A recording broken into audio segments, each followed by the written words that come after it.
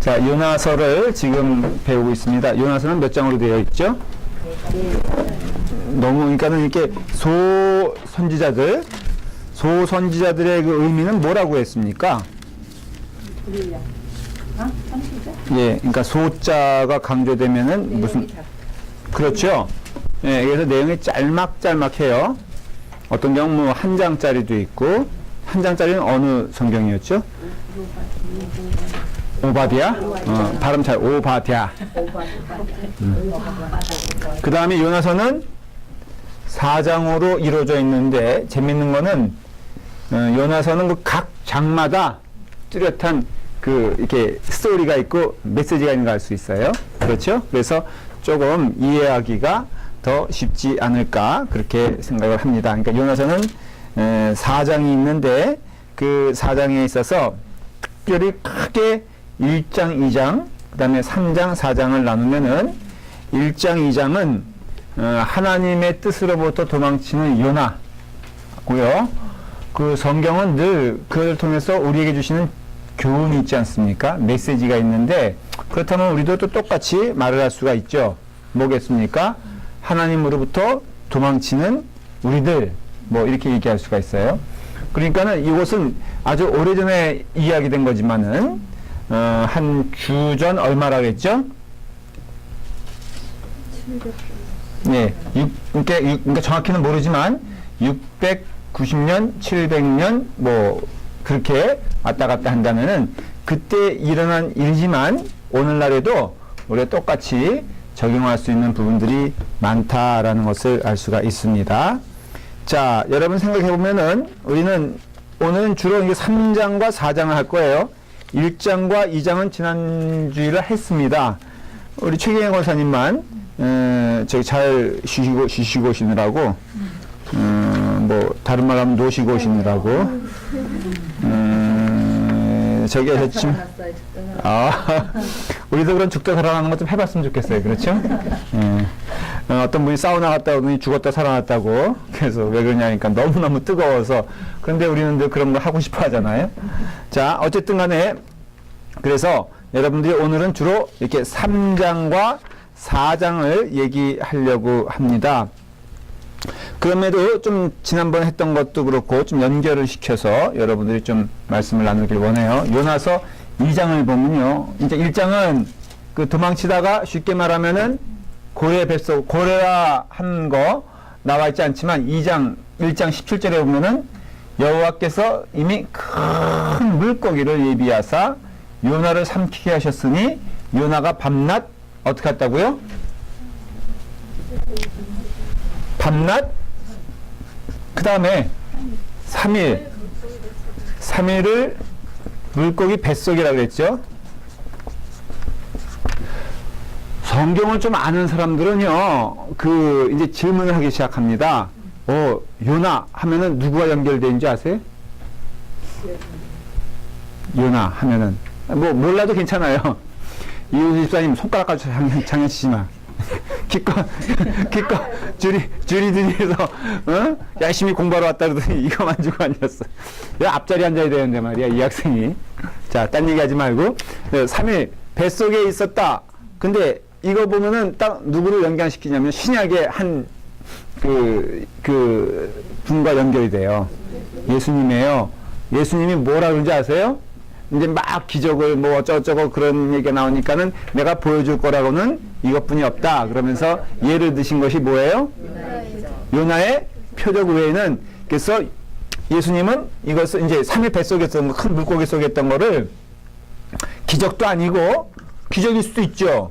왜냐면은 어쨌든 물고기에 들어간 것도 쉽게 말하면은 요나를 탁 집어 던졌어. 뱃사람들이 마치 임당수의 심청이처럼 여기 딱 집어 던졌는데 임당수엔 누가 기다리고 있었어요? 용왕님. 네, 그쵸. 거북인가? 네, 맞나?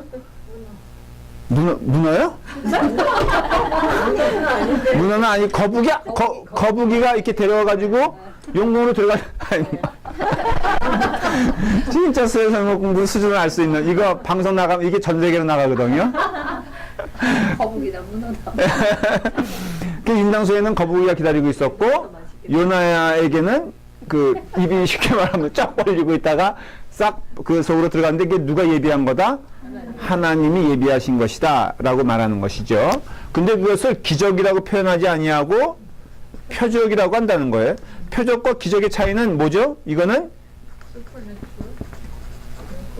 미라클, 그 다음 요거는 사인이라고 말해요. 사인스라고 그러나 사인이라고 그러나. 그러니까는 요거는 사인판, 뭐 저게 뭘 의도하는 게 있는 거죠. 그죠? 뭐 예를 들어서 유턴에 대한 사인이 있는데 거기 무작정 돌진해 버리면은 죽는 거와 마찬가지죠. 여기는 클리프, 절벽에 있으니 조심하시라는 사인이 있는데 그 무시해 버리면 낭떠러지 떨어지는 것처럼 이 사인은 그 자체의 사건보다도 그것이 주는 의미가 무엇인가가 더 중요한 거예요. 근데 성경은 다 표적이에요, 기적이에요. 그래서 요한복음은 아주 그 강조하죠. 기적이란 단어가 없어요. 요한복음에는 다 뭐라 그랬어요? 표적이라고 했죠. 그럼 마태복음에 나오는 건 기적이고 요한복음에 나오는 건 표적이냐 그 뜻이 아니라 그걸 더 강조하기 위해서 요한복음은 아주 의도를 가지고, 마태복음은 그냥 우리 눈에 기이한 일이니까 기적이라고 썼지만은 요한복음은 그것을 표적으로 썼는데, 엄밀하게 말하면 성경은 미라클은 없다 이거예요. 다 뭐예요?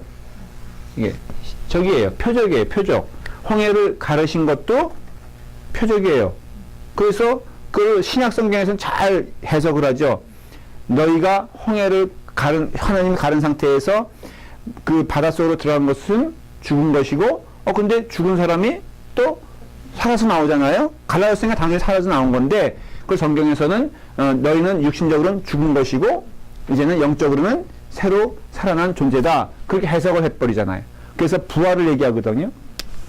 이것도 삼위일관 뱃속을 예수님이 표적이라고 했어요. 내가 너희에게 보여줄 것은 무엇뿐이 없다? 표적뿐이 없다 그랬는데, 이 삼위일이란 것은 사실은 뭘 가리키냐면 예수님께서 십자가에 달려 돌아가시고 죽으신 후에 3일 만에 부활하셨잖아요. 근데 이것을 요나의 표적과 비유한 것은, 요나의 뱃속은 뭐예요? 요나가 표현하기를 수올, 지옥이라고 했어요. 지옥. 이게 수올이 지옥이란 뜻이거든요. 쉽게 말하면은 뭐 수올을 여러 가지 해석할 수 있어요. 뭐 지옥과 천국의 뭐 중간, 뭐 이렇게 해석하기도 하고요. 근데 어쨌든 이 지옥과 같은 곳인데 예수님이 죽은 자 가운데 살아나시는 그 3일 동안 그것을 어떻게 보면 수호 같은 곳이라고 말할 수 있다면은, 예수님이 말하고자 하는 것은 3일 만에 요나가 뱃속에서 나온 것처럼 나도 죽은 자들 가운데서 3일 만에 부활한 자가 되었다라고 말하는 것이에요. 그래서 요나는 바로 예수님께서 인용한 아주 직접적인 말씀이 된다라는 것을 알 수가 있어요. 자, 그래서 이제 그렇게 예비하셨다라는 것을 알 수가 있고요. 3일 동안 그렇게 되었다라고 했을 때, 여기서 하나 생각해 봐야 될 것은요, 지금 1장 17절부터 얘기하고 있는 거예요. 우리 가운데 하나님이 여러 환경을 사용하신다는 것을 알 수가 있어요. 그걸 오늘날 현대에서는 참 받아들이기가 어렵죠. 안 어려워요? 이게 너무 심해지면요, 사실은 이거에 대한 믿음이 조금 잘못되면은 모든 사소한 것까지 다 믿음으로 연결시켜요. 근데 문제는 뭐냐면 자기가 취하고 싶은 것만 연결시켜요. 자, 어떤 사람은요, 내가 이렇게 저 사람이 돈을 꺼달라는 거예요, 자꾸만 나한테. 그런데 돈 꺼주고 싶어, 안 꺼주고 싶어? 안 꺼주고 싶은 마음이 있죠. 기도해야 하네. 기도해야 하네. 하잖아요. 근데 하는데, 하나님 내게 징조를 보여주시면 그 뜻대로 순종하겠나이다. 그렇게 말해. 그리고 이제부터 잘 리스닝하고 워치아웃 하겠습니다. 근데 아침 연속극이 나온 거야. 그래서 감동스러운 마음을 보고 있는데, 마침 공교롭게도 친구에게 돈 꺼줬다가 망하는 이야기가 쭉 나오는 거야. 근데 그것을 자꾸 이렇게 몰입해서 보는 순간 깨달은 거예요. 하나님의 메시지 아니냐? 근데 그 연속국 끝난 다음에 그 다음 연속국은 가난한 자를 도와줬더니 굉장히 부귀영화를 누리게 됐어. 자, 이 두 가지가 내게 있어서 이게 자꾸 양심과 모든 것이 동원돼가지고 이제 갈등을 일으키는 거야. 여러분들은 어느 말에 순종하겠어? 무엇이 하나님의 뜻이에요? 도와주는 거야, 아니에요? 안 해봤어, 그런 거? 그러면 우리는, 매사가다 하나님의 뜻이라고 얘기하는 그 입에 달고 다니는 사람들이 그때는 취사하죠. 어느 쪽으로 취사해? 자기한테 유리한 쪽으로 하면서 말은 뭐라 그래? 하나님께서 내게 메시지를 주셨다. 아니, 하루 일상생활 동안에 24시간 동안에 한 개만 줬겠어? 사실은? 솔직히 말을 하면은. 근데, 요럴 때는 요렇게 말을 하고, 저럴 때는 저렇게 말을 하면서, 결국은 하나님의 뜻이라는 것을 포장하여서 하나님이 돈 안 꿔주라. 하나님이 절대 거래하지 말라 그랬대. 하나님이 돈 거래를 하면은 큰일 난다 그랬대. 그러면서 자기는 위급할 때 누구한테 가서? 그럴 수 있잖아요. 그러니까는 이게 자칫 구원파가 그런 짓을 잘해요. 다 대부분이 이단의 사람들은 대부분 그 뿌리가 우리나라에서는 구원파예요. 뭐 지금 신천지 있잖아요. 이것도 다 구원파의 뿌리예요. 그 하나님의 증인? 여호와의 증인? 여호와의 증인만 또 하나님의 여러 가지 많이 있어요. 하나님의 성인가? 그거는 이단 아니야. 하나님의 증인이 있는데, 예, 하여간 한국에서 나오는 대부분의 이단들은 그 뿌리가 구원파에 있어요. 여기 은혜교회도 그 김광진 목사님도 그 굉장히 맨 처음에는 이단이라는 비판을 받았어요. 왠 줄 아세요? 베레아. 그분이 베레아, 그 다음에 구원파 줄기거든. 몰랐죠? 그래서 그 왜 은혜교회가 왜 그런 것도 성령의 소리에 민감하다 뭐 이런 소리가 왜 나오냐면요. 그게 사실은 그런 뿌리가 있기 때문에 그래요. 근데 그분 이제 은혜교회는 구원파는 아니에요. 분명히 김광진 목사님도 그런 점에서는 정상적인 신앙으로 돌아온 건 사실이에요. 그런데 우리가 자칫 잘못하면은 어떤 현상이 생기냐면은 그 구원 베레아에서 하는 제가 진짜로 우리 전에 있던 오래전에 했던 교회에서 거기 물든 사람들이 교회 안에 많았어요. 한 사람이 그러니까 이상하게요. 정상적인 교회 성경 공부는 별로 은혜롭지 않다고 얘기를 하고 그런 데 가는 걸 이렇게 좋아하더라고요. 그러니까 교인들에게서 한 그룹이 생겼어, 진짜로. 가만히 자기들끼리는 쉬쉬해. 근데 또 놀라운 거는요, 정상적인 성경 공부를 와. 오는데, 알고 보니까 그 중에 몇 무리가 한 사람으로 시작돼가지고 됐는데, 한번 새벽기도, 얘가 얘기했나요? 새벽기도 안 나왔어요. 왜 안 나왔냐? 그러니까 스프링쿨러가 새벽기도 나오려는데 터져가지고, 그 물이 자기 발에 텄다는 거예요. 이건 뭐냐? 이건 사인이다. 어떤 사인이냐? 지금 사탄이 자기를 지금 공략하려고 하는 사인이다. 이럴 때 어떻게 해야 되냐? 집이 안전하니까 집으로 돌아갔다는 거예요. 그게 사인이다. 믿음 없는 사인. 그러니까 그런 식으로 해석하는 게 이게 지금 요나의 이야기도 이것도 사실은 하나님께서 임재하시고 이끄신 건데 요거에 대한 것을 제가 지금 부작용을 말씀드린 거예요. 그러나 우리가 섭리라 그러잖아요. 모든 큰 환경에 있어서 하나님이 인도하시고 이끈다는 것에 대하여는 여러분들이 민감할 필요가 있어요.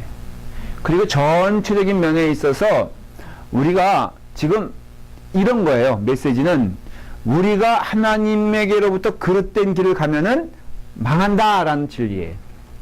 그리고 하나님께서는 모든 것을 통하여 우리에게 말씀해 주신다라는 것을 요나서를 통해서 보게 되는 것이고요. 그렇기 때문에 우리가 여러분들이 그 하나님의 길을 잘못 갈 때에는 반드시 징계를 주십니다. 그것에 대하여 여러분들이 외면하지 말라는 거예요. 교회적으로도 교회 잘못된 길을 가면은 궁극적으로 행복합니까? 아니면 힘들고 어렵습니까? 한번 여러분 생각을 해보세요. 우리도 많이 사실은 정직하게 고민하잖아요. 올바로 신앙의 길을 가지 않으면은 교인들의 마음이 황폐해집니까? 아름다워집니까? 황폐해지죠? 너무나 상식적인 얘기죠? 우리가 하나님의 뜻에 위배된 생활할 때는요, 나의 영광을 추구할 때는 거기에 결코 아름다운 화음이 있지 아니하고 불협화음이 있을 수밖에 없어요. 그리고 그것이 사인이라 이거예요. 자, 우리 성도들 간에도 여기 몇 분 정도 모여 있잖아요. 이렇게. 자, 여기서도 내가 잘났다라는 식으로 얘기가 시작되면은 분열이 일어나 안 일어나? 특별히 뭐 연세 드신 분들도 그렇지. 제가 옛날에는 연세 드신 분들은 천사고 이 젊은 사람들은 참 그렇다 그랬는데 내가 보니까 똑같아. 네, 똑같은데 서로 마음에 경쟁하는 마음, 서로 제가 이거 자꾸 이렇게 비교하면 안 되는데 예를 들어서 우리 김봉선 집사님 같은 경우는 잘 키 크다고 여기서 조금 교만한 마음을 갖기 시작하면은 옆에 있는 윤영희 집사님이 기분 좋겠어 나쁘겠어? 솔직히 그거 얘기 안 해서 그렇지 그 얘기가 시작되면은 여기 앉고 싶지 않다고. 그러면 여기 키 작은 무리 쪽으로 가면은 그렇죠. 그 다음에 뭐 또 윤영희 집사님은 또 가진 건 또 미모라고 또 미모 자랑하면 또 김봉선 집사님 얼마나 또 화가 나겠어.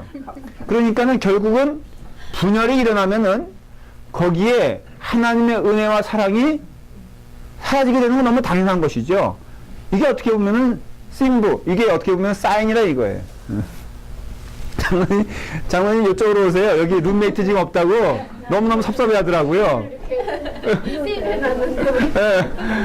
아주 그냥 이효수 집사님이 얼마나 섭섭해 하든지. 장모님 옆에 없다고요. 그렇기 때문에 우리가 깨달아야 할 것은요. 이런 면에 있어서는 하나님이 우리에게 역사하시고 들으라 이거예요.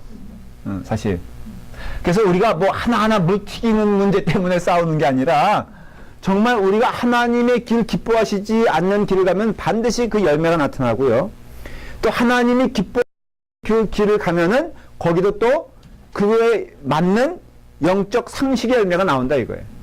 그러니까 저는 어느 한 특별한 뭐 이런 게 아니라 이 길 가면은 망하게 돼 있고 이 길 가면은 살게 돼 있다는 그 영적 현상을 봐라 이거예요.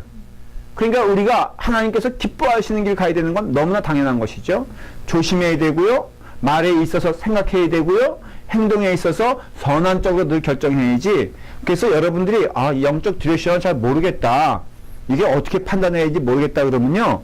성경적 원리에 따라 행동하시면 돼요. 우리가 어떤 일을 결정할 때 지혜가 필요할 때 있잖아요. 먼저 옳고 그름에 대한 분명한 인식이 있어야 되겠죠.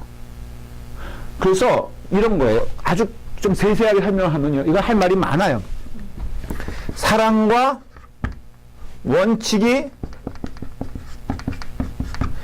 갈등이 일으킬 때가 있죠. 너무 어려운 말인가?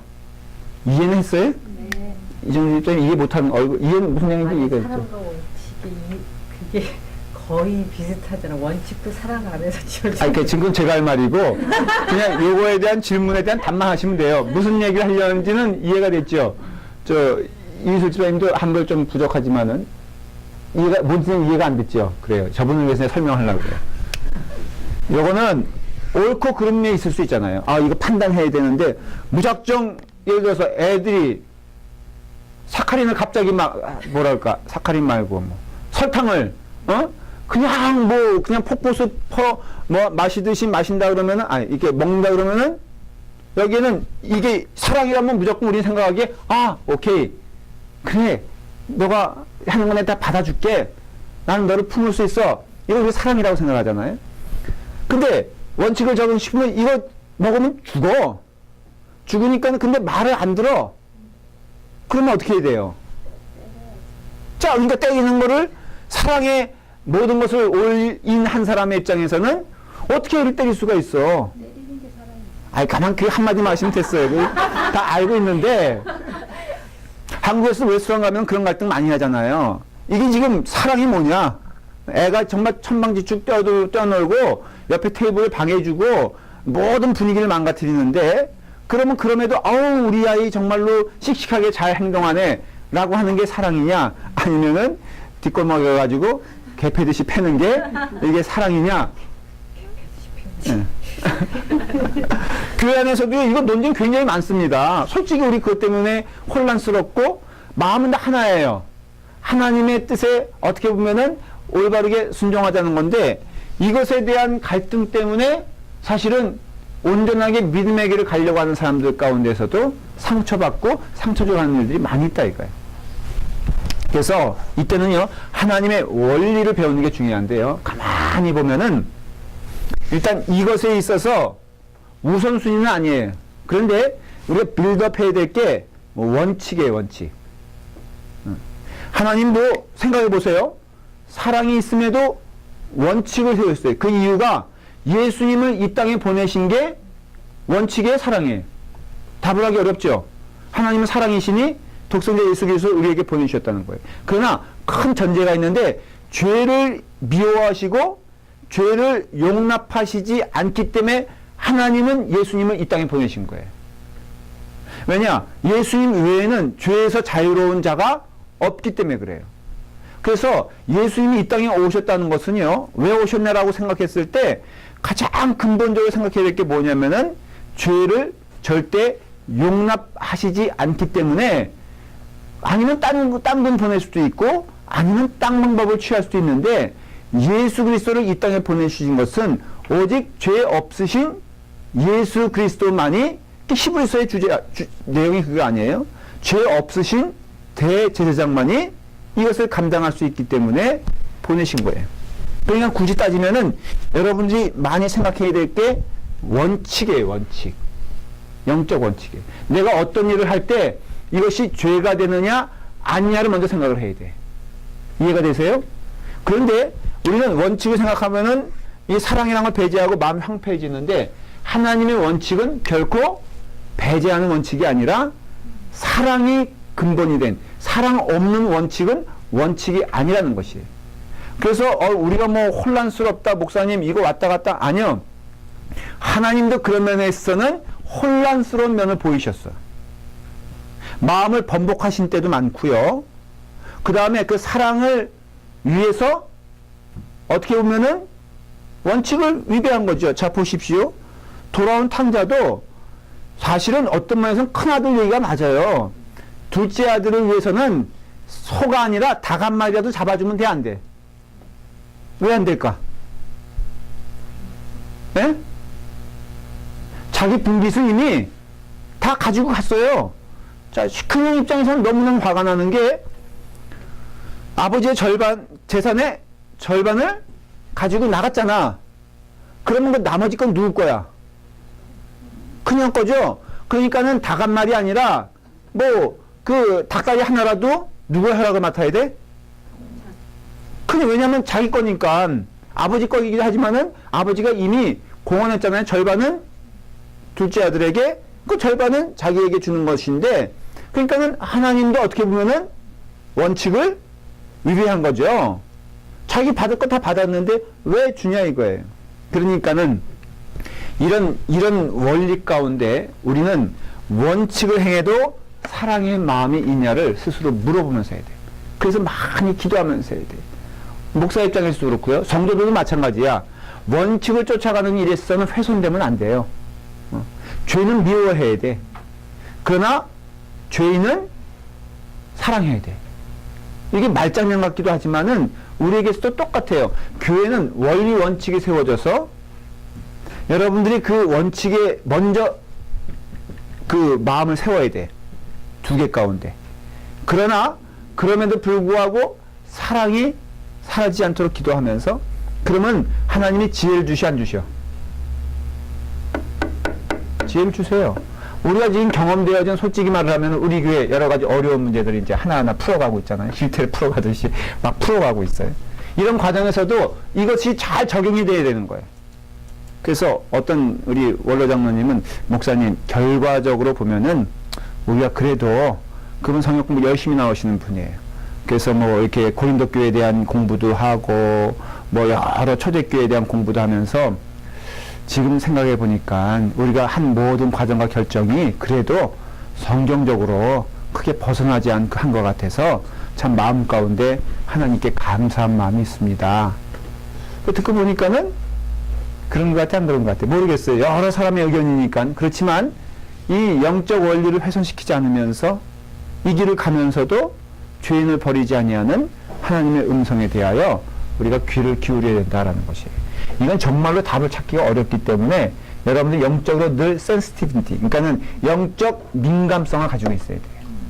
그러니까 마음을 황폐하게 하지 말고 자꾸 이런 일이 있으니까 마음이 황폐해지는 거는 그건 변명이야. 정직하게 말하면 교회가 왜 이렇게 시끄러워.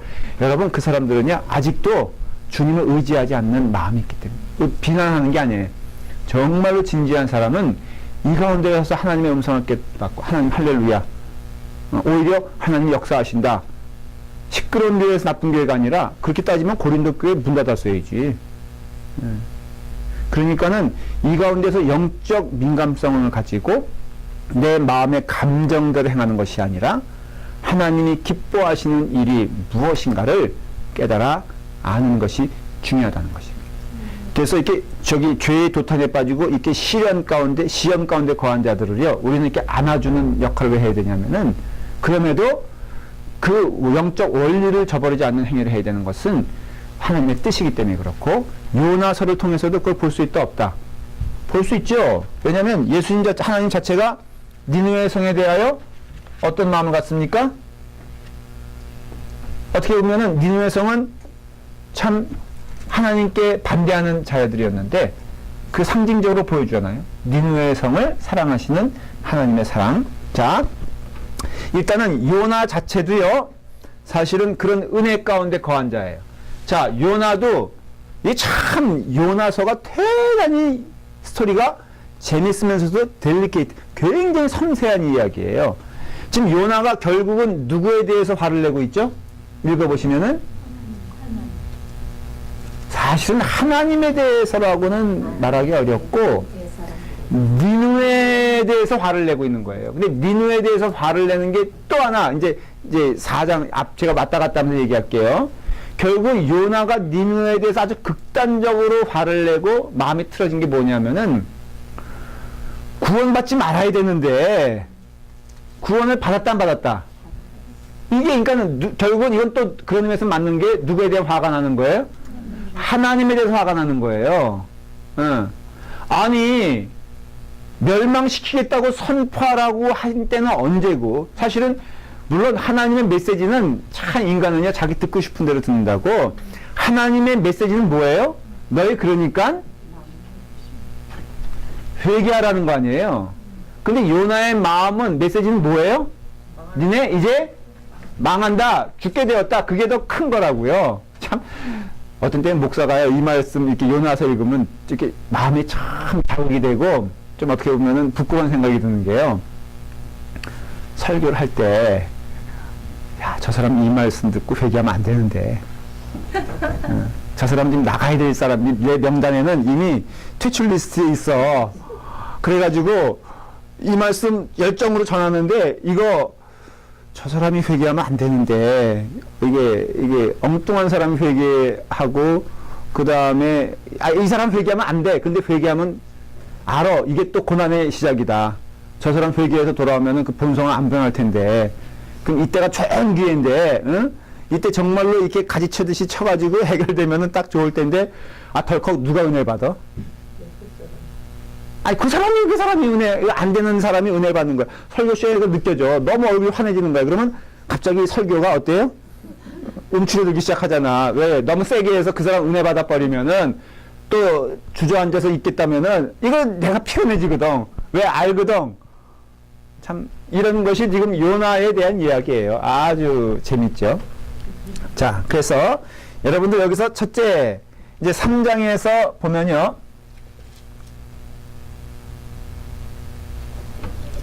이제 3장에 보면은, 자, 1절 시작.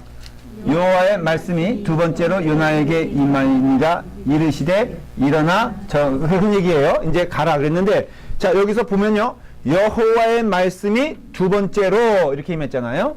근데 요나의 죄는 따지고 보면은, 이거는 우리의 생각이, 우리가 하나님이라면은 이런 사람 써 안 써? 솔직히. 자, 여러분, 이거는 얼마나 큰 명령이에요. 하나님이 특별한 사람을 통해서 한 민족을 구원시키겠다는 그런 어떤 놀라운 계획을 가지고 계신데, 여기에 선택된 그 사람이 이거는, 자, 보십시오. 이게 왜 엄청난, 상징적으로, 이게 다 어떻게 보면 3일이라는 거라든가 아니면 지명이라든가 이런 게 다 의미가 있다고 했을 때, 여기가 욥바예요. 최경영 선생님 또 갔다 오셨다고 그래야 돼. 욥바거든요, 여기가. 욥바인데, 니느웨는 이쪽이에요. 다시스는 저쪽이에요. 여러분, 상징적으로 지금 뭘 봅니까? 완전히 지금 그 근처에도 안 가겠다는, 뭐 일로 소아시아 일로 도망간 것도 아니고 뭐 이집트 쪽으로 도망간 것도 아니고 이게 상징적인 의미에서 여기는 그 다윗은 그 당시에 사마리아와 땅끝까지 이르러 내 증인이 되리라. 제가 말씀을 드렸죠. 땅끝이란 개념이 우리가 생각하는 땅끝 하면은 어딜까? 뭐 한국에 있어서 그 한국의 끝 하면은 이스라엘이에요? 나 또 처음 들었네. 아니, 한국에서 끝 하면은 무슨 제주도에 아니 중고등학교 때 다 배우는 건데. 네, 한국의 땅끝 하면은 마라도야, 마라도. 그러니까는 우리는 땅끝 하면은 마라도 얘기하는 것처럼 이 유대인들에게 있어서 땅끝이라 하면은 어디냐면 바로 이 다윗을 말하는 거예요. 왜냐면 실질적으로 지중해 넘어서는 옛날에는 이렇게 지구가 어떻게 했다고 생각했어요? 별거 다 나오는데 지구가 평평했다고 생각했기 때문에 대서양 쪽으로, 예를 들어서 스페인 넘어 대서양 쪽으로 가면은 그거는 갈 수 있는 곳이 아니에요. 그러니까는 결국은 이스라엘 입장에서는 땅끝이라고 하면은 스페인, 사바나, 다시스였어요. 그러니까는 요나가 일로 가겠다는 것은 완전히 하나님의 뜻과는 반대되는 길을 가겠다 그러는 것인데, 근데 여기서 여호와의 말씀이 두 번째, 자, 여호와의 말씀이 두 번째 임하는 때가 있습니까? 세 번째 임하는 때가 있습니까? 여호와의 말씀은 한 번에 끝나야 되는 거 아닙니까? 라고 물어본다면은, 자, 두 번, 세 번, 그렇게 하나님께서 용서하시고 받아주신 사람들이 있죠, 성경에. 자, 누구 있을까? 한번 우리 창세기부터 한번 훑어봐 볼까요? 이런 이유에, 그러니까 지금 두 번째로 말씀하셨다는 것은 요나를 용서하고 도망간 요나를 받아들이고, 먼저 요나에 대한 용서예요. 이게 다시 이게 그 니느웨에 대한 얘기보다도 사실은 지금 이 포커스의 또 한 면은 요나에 대한 얘기라는 걸 잊으시면 안 돼요. 요나를 하나님이 용서하신 거 아니에요. 그리고 용서는요, 풀리 그 상태로 받아주는 걸 의미하는 것이에요. 여러분, 이렇게 용어를 잘 알아야 되는 게, 나 너 이제, 그래, 우리 그런 이야기 많이 하잖아요. 백불 꿔간 사람에게 이 정도 선고를 해. 너 백불 꿔준 거, 나 이제 잊어버리겠어. 안 줘도 돼. 그런데 너 다시는 나 볼 생각 하지 마.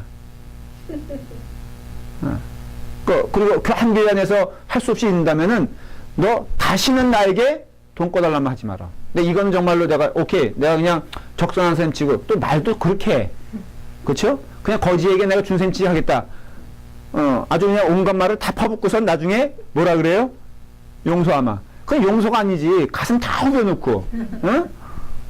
정말로 어떻게 그런 면 있잖아요. 뭐 그거 조심해야 돼. 예를 들어서 홀로 아이 키우는 사람에게 너무 그 사람이 좀 그렇게 할 수 있잖아. 그러면 그러니까 너 혼자 된 거야. 좋아. 내가 그러면 너 혼자 돼서 이렇게 어려움 겪는다. 근데 다시는 내 앞에서 돈 얘기하지 마라. 용서해 아니에요? 예? 아니에요? 왜 용서잖아. 안 받겠다는데. 예? 저주예요? 그래요. 권사님 잘 말씀하셨어요. 우리는 지금 용서라는 단어를 쓰는데 저주를 퍼붓고 있는 거야. 내가 두고 보겠어. 그 다음에 더 나가죠.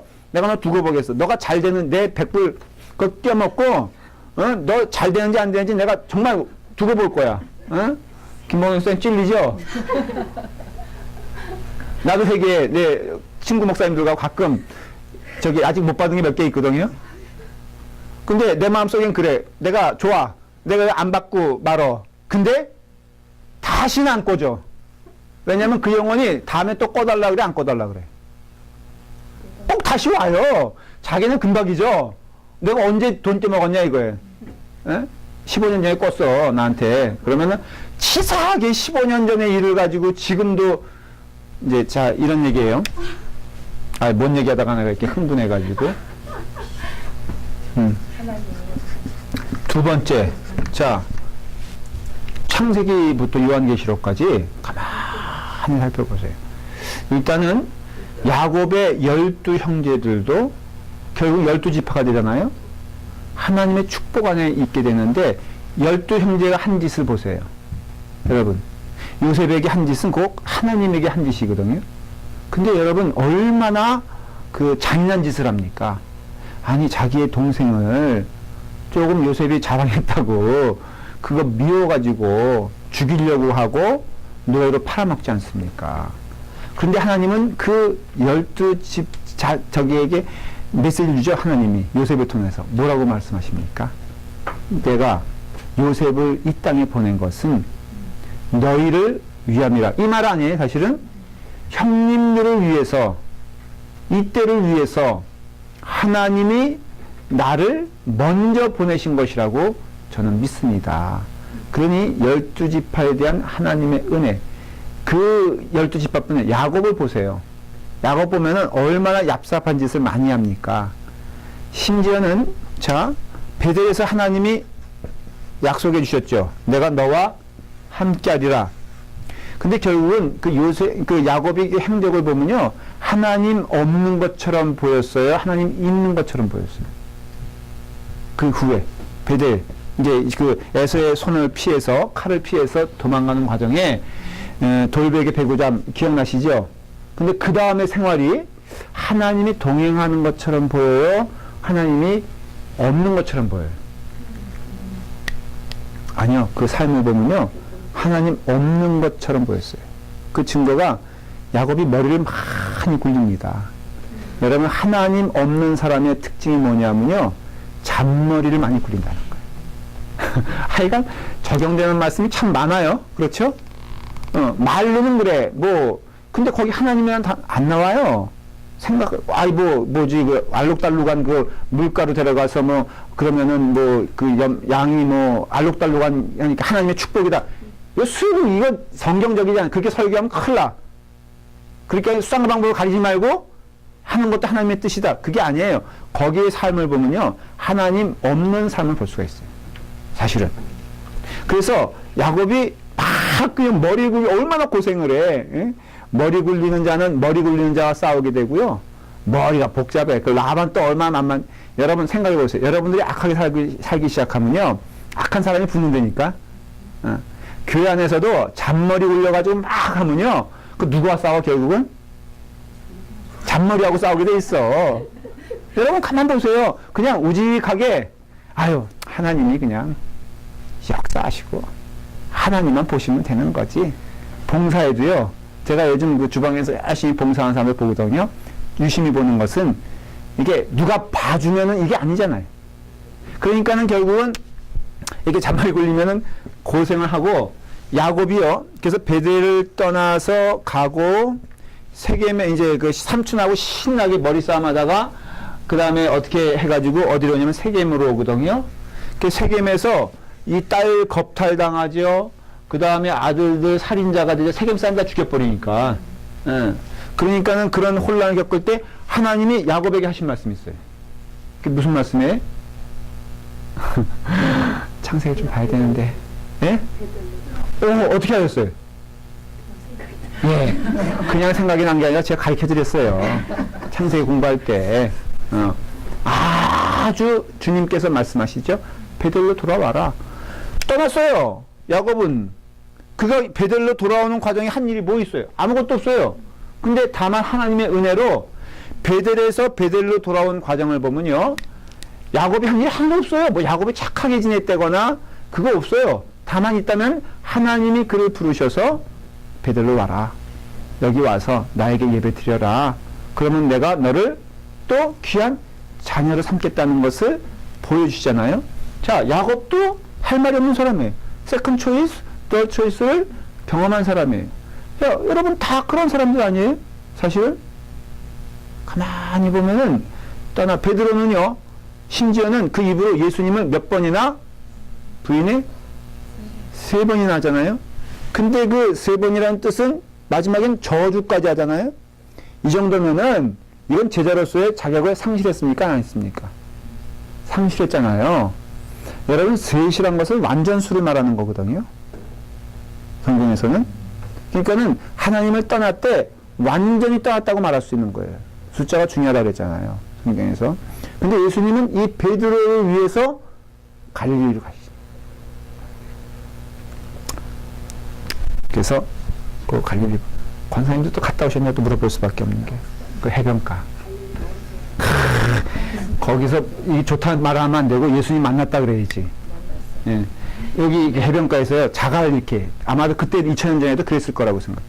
그, 베드로의 있었던 것을 보면요, 자갈 이렇게 있는데, 거기서 예수님이 베드로에게 내가 나를 사랑하느냐 하잖아요. 그러니까는, 요나를 보면요, 뭘 얘기할 수 있냐면은, 자, 두 번째 용서하시는, 세 번째 용서하시는, 아담과 같이 죄를 졌음에도 아담처럼 만들지 아니하시고, 하나님께서는 늘 부르시고, 그렇기 때문에 우리가 이걸 교회에 적용하자면요, 교회 지체들, 주님의 사랑하는 성도들, 우리가 정말로 정죄하고 치리하는 것에 대해서는 굉장히 하나님의 마음을 배워야 한다는 것을 알 수가 있어요. 자, 그래서 이제 요나는 하나님께 순종하고 나아갑니다. 재밌는 것은 성이 3절에 보니까는 요나가 여호와의 말씀대로 일어나서 니느웨로 가니라. 니느웨는 어떻다고요? 사흘 동안 걸을 만큼 하나님 앞에 큰 성읍. 그래서 요나서의 상징적인 숫자는 3자예요. 3자. 그래서 3일 동안 이제 얼마나 커요, 여러분들. 그러니까는 막 외치며 다니는 거예요.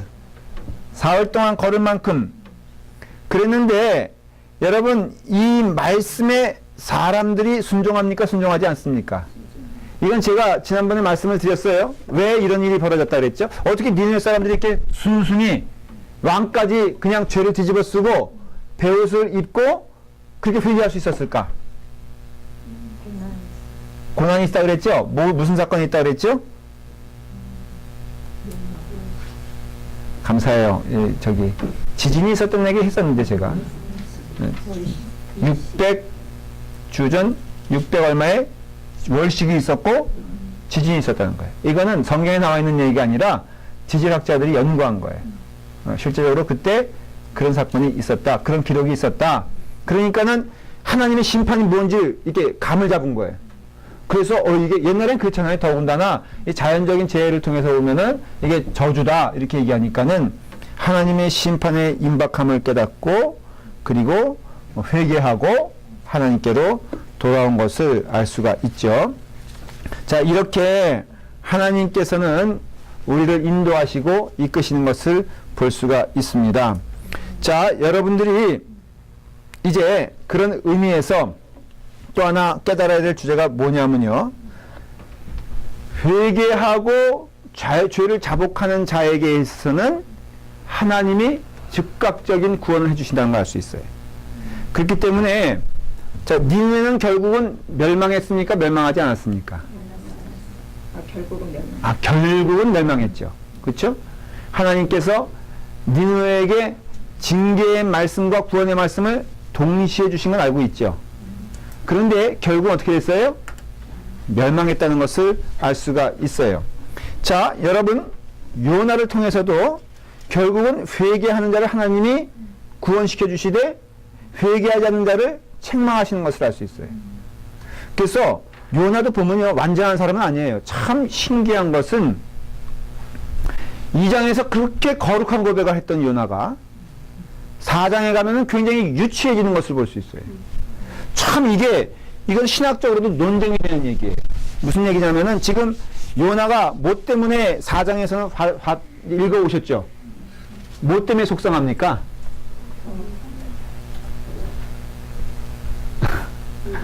자, 크게 니느웨로 시작해서요. 이거 재밌어요, 스토리가. 지금 마지막 4장에는 하나님과 논쟁하는 게 무슨 내용인 줄 아세요? 예? 박넝쿨이에요, 박넝쿨. 이것 때문에 요나가 죽겠다, 안 죽겠다.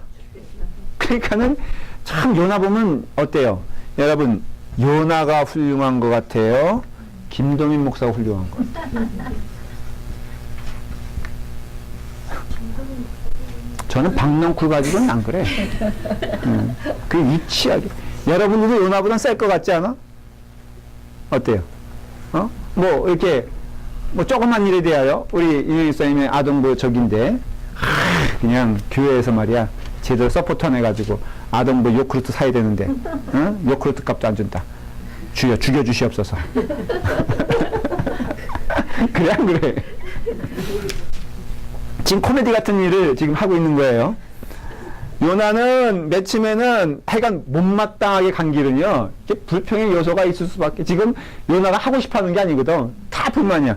일단은 니느웨로 가라 그런 게 큰 불만이었고, 그것 때문에, 그 끝난 다음에는 일단은 4일 동안 걸어 다니는 것도 짜증났을 거야. 이거 빨리 전하고 끝나고 싶은데, 하나님이 명령하신 거니까 마지못해 하는데, 내가 보기엔 내가 이렇게 해석한 거는 사흘 길이 진짜 못마땅했지. 그 다음에 이 사람들이 정말 회개할 조짐을 보이거든. 그것도 짜증났나? 그것도 짜증나는 거야. 회개하면 큰일 나는데 회개하거든? 좋아, 회개는 했어. 하나님이 만병하시면 안 되잖아. 근데 하나님께서 지금 이거 처리하겠다는 거야, 안 처리하겠다는 거야? 자기는 지금 메시지가 뭐냐면요, 니네 3일 후에 망한다라는 거예요. 그러니까는 봐라, 이런 심정으로 설교했을 거라고요. 두고 봐라. 니네 지금 이렇게 멋모르고 살고 있지? 내가 메시지 전하는데 4일 후에 반드시 불똥 떨어진다. 두고 봐라. 그랬는데 불똥은 떨어져 안 떨어져? 그러니까는 이 요나는 우스운 사람이 된 거야, 아니야? 처음 보면은 이런 갈등을 할 수밖에 없어요. 예를 들어서 당신 이런 망해. 그게 기껏 목사가 선포를 했는데 망하긴커녕 갑자기 회개하기 시작하는 거야. 잠깐 손가락 여기에서 죄송합니다. 얘기하지 뭐. 이 성경 공부 안 하면은 망한다. 당신 지금 망해. 내가 보기에는 계시 받았는데 당신 일주일 내에 이 망하는 거 보여줄 거야. 그랬는데 덜커덕 수요 성경 공부 나오고 막 공부하더니 주여 이 죄인을 용서하여 주시옵소서 막 그러는 거야. 근데 내 마음이 부담스러운 게 꼭 이루어져야 되는데 저렇게 회개하다가 안 이루어지면 어떡해. 하나님이 신실하신 분이니 반드시 약속하신 건 지키시고 허언하지 않으시는 분이니 이루실 것을 믿는다 하면서 반대로 기도하기 시작하는 거야. 주여 꼭 보여주시옵소서. 저 영혼이 회개하는 거 흔들리지 마시고 꼭 근데 하나님께 덕커덕 너가 회개하니 내가 받아준다. 이러면 무너지는 거예요. 지금 요나가 그런 꼴이에요. 그래서 이 비하인드 스토리 보면요, 요나가 마음이 편치 않아. 일단은 끌고 온 것도 편치 않고 4일 동안 짜증나게 햇빛에서 저기 하는 것도 짜증나고, 그래서 이렇게 이제 그 산에 올라가서 언제 떨어지나 하고 지금 보는 거예요. 약속된 대로 다 전했겠다. 그랬는데 이게 햇빛이 또 짜증나기 시작하는 거예요. 정말 코미디죠. 이게 햇빛이 점점 짜증나니까는 온 짜증이 뻗칠 때쯤 하나님께서 그래? 하면서 박넝쿨을 주시는데 그 재미가 있거든. 그늘에 피해 있으니까는 기분도 좋고, 그런데 하나님께서 메시지를 주시기 위해서 똑각 그 벌레를 통하여 박넝쿨의 줄기를 잘라버리셔. 그러니까는 요나가 나 죽여주시옵소서. 이 치사하게 박넝쿨조차도 허락하지 않는 하나님, 내가 그렇게 주님을 위해서 헌신하고 봉사하는데 하나님은 무슨 나에게 억가심정이 있어가지고 요조차도 안 주시는 겁니까? 목회자들 가운데 이런 그 갈등을 겪는 사람들이 있어요. 예를 들어 말하면 오지에서 고생하시잖아요. 농촌에서 헌신하시잖아요. 여러분, 농촌에서 헌신하는 목사님의 삶이 공고하겠습니까? 대도시에서 큰 교회 목회하는 목사님이 공고하시겠습니까? 이렇게 물어보면요, 큰 교회예요? 큰 교회 목사님도 그래. 그 고통을 몰라서 그렇지. 김동희 목사 큰 데서 한번 목회해봐. 난 한번 그렇게 해봤으면 좋겠어. 농촌교회에서 목회하신 분들 마음이 무너지죠. 더군다나 서럽게 내가 뭐 불고기 먹겠다는 것도 아니고 스테이크 먹겠다는 것도 아니고 맨날 한 끼 때문에 고통받으면서 아이들 울고 앉았고 그러면은 그 마음 가운데 아니 이것조차도 하나님이 거두어 가시면은 저는 어떻게 살란 말입니까? 이 말이 나와 안 나와? 이 요나가 지금 그런 거예요, 지금. 그런 가운데 불평과 불만이 많이 쌓여가면서 결국 요나를 통해서 하나님께서 메시지를 주시는 것이요. 그 삶을 통해서 한 걸음 한 걸음 하나님께 나아가는 것을 경험하게 하세요. 결국은요, 요나는 하나님의 사람이 돼요. 오늘서 마치지 못해요. 요나서는 누가 기록했어요? 그걸 아셔야 돼요. 요나서는 누가 기록했을까? 너무나 당연한 얘기죠. 여러분, 요나가 기록했을 때 참 이게 성경 자기의 자전적인 얘기를 쓸 때 좋은 얘기 쓰겠어, 나쁜 얘기 쓰겠어? 근데 지금 요나서를 보면은 요나의 이미지가 좋아요, 나빠요? 누가 쓴 거야? 네. 하나님이 요나를 쓰게 하신 거지. 근데 요나가 거기에, 그러니까 나중에는 이게 결국은 회개한 마음으로 쓴 거야? 아니면은 악한 마음으로 쓴 거야? 회개하는 마음. 성경은 다 그래요, 여러분들. 가만히 보면은 베드로가 3번 부인한 얘기 말이에요. 그거 누가 했겠어? 그분이 성경은요, 초대교회가 형성난 다음에 쓰여진 거거든요. 그러니까는 성경이 쓰여진 다음에 교회가 생긴 게 아니라 교회가 만들어진 다음에 성경이 쓰여졌어요. 그럼 설교했을 거 아니에요? 베드로가 늘 한 얘기가 뭔지 아세요? 자기의 고백, 내가 이런 사람이다. 내가 예수님을 3번이나 부인한 사람인데 그 예수님이 나를 갈릴리로 찾아오셔서 고백 안 했겠어요? 그게 성경이 된 거거든요. 그러니까는 결국은 그 요나를 통해서 요나가 어떻게 변하는가 라는 걸 볼 수 있다면 다음 시간에 하고 싶은 얘기가 뭐냐면은 구원과 거룩의 관계를 얘기하려고 해요. 구원은 한 번 받는 거지만 거룩은 성화예요. 그럼 거룩은 뭐냐? 회개하고 또 회개하는 게 거룩이에요. 그래서 거룩은 온전한 모습으로 살아가는 것을 거룩이라고 말하지 않고요, 성경은. 이거 7편이에요. 이해가 되세요? 무슨 얘기인지? 거룩이란 것은요, 회개와 연관되어 있어요. 그래서 자범죄에 대해서 늘, 자범죄는 뭐냐? 우리가 일상생활에 구원자로서 짓는 죄가 있을 거 아니에요. 이거에 대한 회개를 통해서 하나님께 더 나아가는 것이지, 이것을 인정하지 않고, 뭐, 나는 구원받았으니까는, 구원파 얘기 또 얘기하면요, 구원파 얘기가 그거예요. 구원파의 큰 이단적인 요소는 뭐냐면, 성화를 부인해. 무슨 소리냐? 구원받은 자는 자기 내뱉는 말 한마디, 행하는 모든 손가락 행위가 다 옳은 것이라 이거예요. 구원받은 사람은 잘못될 수가 없다는 거예요. 그러니까는 자기들이 누구 훔쳐도 하나님의 백성으로 훔쳤으면은 그 너무나 당연한 거예요. 구원파가 그래서 문제인 거예요. 예. 그러나 우리 성경의 진리로서 살아가는 우리 백성들은 인정해야 될 건 구원받은 자도 죄를 짓는다 이거예요. 그래서 회개 없는 구원자의 삶은 있을 수가 없다는 거예요. 그러니까 여러분들의 기도 가운데요, 회개가 사라지는 순간 여러분들은 이미 마음이 완악한 것을 증거하는 거예요. 기도하는데 자기의 죄는 보이지 아니하고 남의 것만 보이고, 그래서 세리의 기도, 바리새인의 기도가 무슨 차이예요? 지난번에 말씀드렸죠. 기도의 내용 가운데 자신의 죄에 대한 고백이 없다면 그건 이미 기도가 아니고 그거는 이미 하나님이 기뻐하시지 않는 예배가 돼버린다는 것을 얘기하는 거예요. 그러니까 여러분들이 기도할 때도요, 신앙생활 할 때도 나의 죄에서 고백하는 자가 되어야 돼요. 그걸 다음 주일에 더 구체적으로 하겠어요. 기도하겠습니다. 아버지 하나님, 주님의 은혜 가운데 우리에게 오늘 또 요나서를 통하여 깨닫게 하시니 감사합니다. 하나님의 말씀을 배우고자 할 때에 오늘 요나의 말씀처럼 구원해 주시고 사랑해 주시고 또 기다려 주시는 하나님을 보게 하여 주시옵소서. 우리 육신의 눈으로 정죄하지 않게 하시고 우리 육신의 마음으로 판단하지 않게 하시고 오직 온전케 하시는 이인 우리 주 예수 그리스도를 바라보며 하나님 바라보며 하나님의 뜻에 순종할 수 있는 믿음의 자녀 되게 하여 주시옵소서. 예수님의 이름으로 기도드리옵나이다. 아멘.